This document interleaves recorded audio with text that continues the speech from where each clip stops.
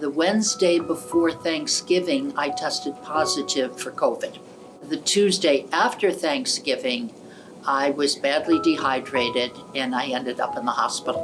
When I came out, this was a good place to be because someone would bring me food, someone would check my oxygen levels, somebody would check my temperature. And where I was living before, I don't think I would have survived.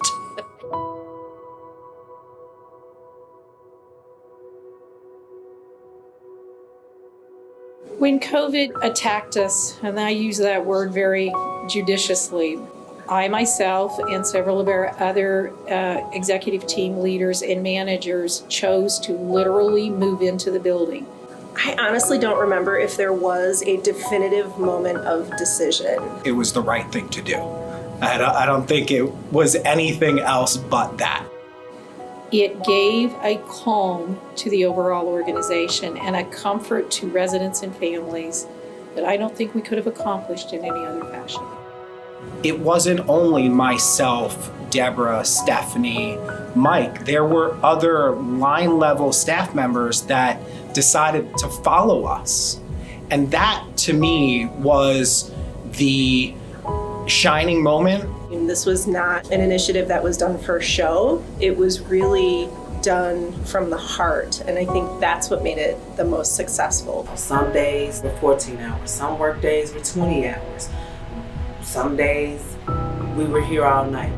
Wherever there was a call off, wherever we had a staff member who was just not comfortable working with COVID positive patients, we jumped right in.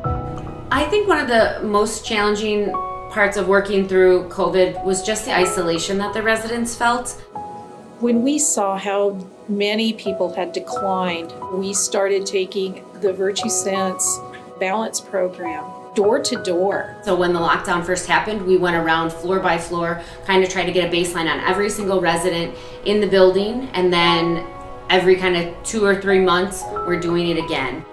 And people started to improve.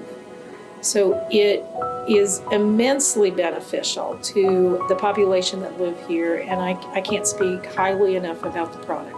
I am feeling much better.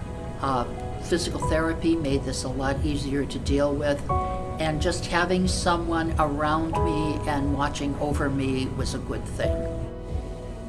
COVID-19 is going to end up changing senior living, but it's not the only factor that's changing senior living. There's pivoting that is going on. It's just being enhanced significantly because of COVID.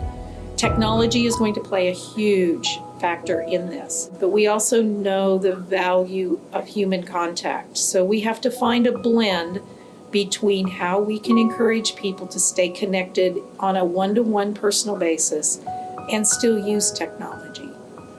It'll be fun to watch.